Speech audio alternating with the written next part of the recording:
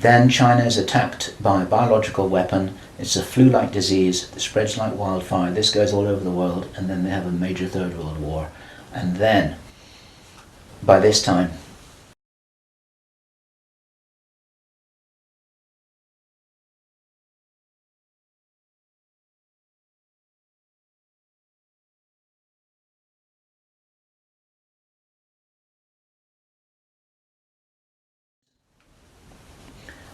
our source attended a number of meetings with senior Masons, and while many of these were interesting, they were routine by City of London standards. They were discussing financial affairs and so on and so forth. And then in the June 2005, he attended another meeting that he thought was going to be a routine meeting, but actually this was something rather unusual, and he realized it was unusual as soon as he arrived. In fact, in his interview with us, the one which we have the transcript of, you will see that he says that he felt it was an accident that he was there. He shouldn't really have been there. He didn't know what was happening. And as such, he didn't really participate in the meeting. He was there as a little bit as a fly on the wall. He was just listening to what was happening. And at first he didn't even understand what was being discussed. Now, the people there were Masons. There were senior Masons. They were about 25 or 30 people there, including senior politicians who most people in the UK would recognize by name. I do not know who they were. He didn't name them, and I didn't ask them, but he said these are well-known names. The chief of police was there, representatives from the church, representatives from the military, 25 or 30 people. And as he listened to this story being discussed, it was an informal meeting. It wasn't like at a big table with kind of notepads and water glasses and minutes and an agenda and a chairman. There were just people in a room who were talking about all of this stuff. And what they were talking about was a plan that had clearly been made a long time ago. And what they were discussing was they were discussing the implementation of this plan. They were discussing how things were going, whether they were on track or not.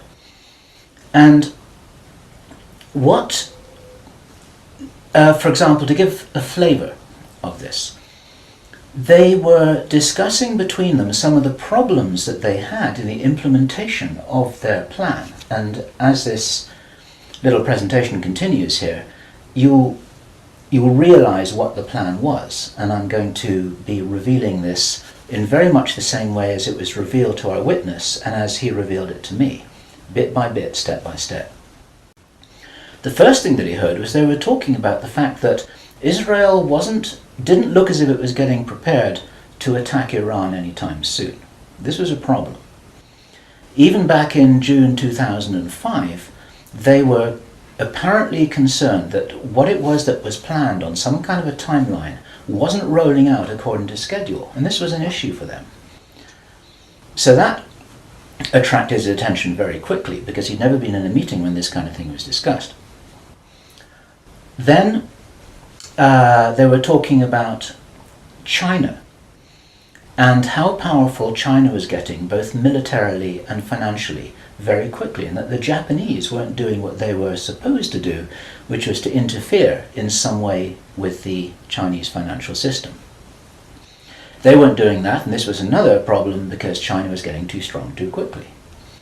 Other things that were discussed were, for example, the coming financial crash, the centralization of resources, everything that we saw starting to happen in October 2008. They were planning that and referring to it in their meeting in June 2005. There was clearly a rollout of some plan here, and he was quite shocked the more that he heard, and when he really realized what was happening, he was extremely shocked. And one of the reasons it starts with Israel attacking Iran. Now, this hasn't happened yet. there have been a number of indications that there are forces which are trying to push this into happening. You've only got to follow the news for the last 2 years to realize that the public is being prepared for a justification for this kind of thing. Iran is being set up as being the bad guys that deserve something to happen to them, and so on and so forth. Now, that's going to be the start of what is like the opening gambit in a big chess game. And the plan is to provoke Iran or China to retaliate. And our guy, our source, who is a military man, is privately as convinced as he can be, although this has never been made public and this is not publicly known, that Iran does have nuclear weapons. He believes that they have been provided by China behind the scenes. And all of this is intended because it's all right with these controlling forces that Iran has nuclear weapons, because they want them to be used. The plan is for either Iran or for China to retaliate after Iran is struck with a nuclear weapon. At that point, there will be a limited nuclear exchange in the Middle East, followed by a ceasefire. He heard this being planned in this meeting. This is being choreographed. It's like the script for a movie. This is exactly what's intended to happen. And during this time, the other thing that's being set up for this, and many people watching this will be aware that this is being set up in the background. We've had a lot of information about this from a number of good researchers from many countries who are reporting this on the internet, that things are being set up in many of the Western countries for there to be heavy controls over populations, martial law, increased powers on security forces who are not just the army or the police. In this rollout of this crazy scenario where it is intended that there will be a limited nuclear exchange in the Middle East, the idea is that as the world looks upon this with horror, then they will demand from their governments that there are heavy controls over travel, over communication, over people who meet, over people who protest in the streets. They want to make sure that they don't have crazy bombers on airplanes, crazy bombers in the shopping malls. They want to make sure, and because people will be driven into fear by this, they'll request and demand and insist on heavy controls from their governments, which will be justified. And this is where you're going to kind of get the martial law situation in all the Western countries. It's intended as a justification. And all of this is just the start of something, because this story gets much bigger, and it's pretty horrifying.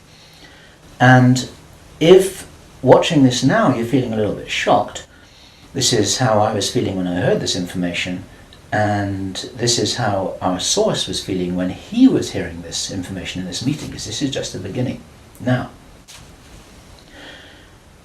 during the time of this ceasefire, everyone's shocked, everyone's frightened, everyone's really terrified about where this is going to go. There are all kinds of heavy controls over populations everywhere. And then the next thing that happens in this chess game that's being played is that biological weapons are released on China. He heard this being discussed in this meeting. They will release a flu-like virus that will be genetically targeted against the Chinese population. It's racially targeted against the Chinese people. It's designed to spread like wildfire and to knock out a large number of the Chinese people. And these people in this meeting were laughing about this. They said, China will catch a cold. Those were their words. China will catch a cold. And after that, then what effectively will be a kind of plague will actually spread right across the world to the West as well.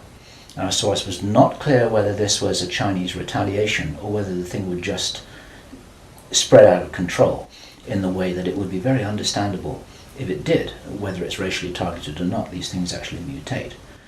So now you've got a situation where there's been a limited nuclear war in the Middle East. There's a pandemic that really is sweeping across the world and really is killing people very visibly. And you've got this totalitarian military lockdown in all the governments in the Western worlds because everyone's going to be in panic about all of this. And then, he said, then the real war starts. Something that would be justifiably called the Third World War, with a much more major nuclear exchange. And at this point, I asked him, is this just about population reduction? What is this about? Why are they doing this? Why this insane Dr. Strangelove plan for just unleashing all of this stuff on the world? Why do it? He said, absolutely, it's about population reduction. So I said, well, in this meeting, did they mention any figures? And he said, yes, they did, 50%. Half the world's population. This is planned, as per the Georgia Guidestones, as a plan, I believe, that Hitler would be proud of, which is so evil, it's so Machiavellian, it's so hard to face up to, it's so unbelievable, that I need to put it on the table for you so that you can consider whether or not this might be a possibility. The plans that I've been describing are definitely a possibility because he heard them with his own ears in this meeting. Everything I've described up until now, up to and including a major outbreak of hostilities after the limited war. So the sequence is as follows. The planned sequence is as follows. Israel attacks Iran, then there's a ceasefire, then during which time there is heavy governmental military controls over populations in all Western countries. Then China is attacked by a biological weapon. It's a flu-like disease that spreads like wildfire. This goes all over the world, and then they have a major Third World War. And then, by this time, 50% of the population will be destroyed. And not only because of the war or the plague, but because, as many of you watching this will understand, the infrastructure goes down in situations like this. There's no food in the supermarkets, there's no gas in the pumps, the telecommunication goes down, there may not even be water coming out of the taps. People are kind of thrown back into a Victorian era without the facilities to handle this, because most people don't have their vegetable gardens, they don't have their horse and cart, they're not able to survive in the way that we used to be able to. We're very, very vulnerable in our technological advancement. We're extremely vulnerable, and of course the controllers know this. When he was explaining this, then he said that they have a name for this plan. This project has got a name. And I said, well, what is this name? He said, it is called the Anglo-Saxon Mission. The Anglo-Saxon Mission.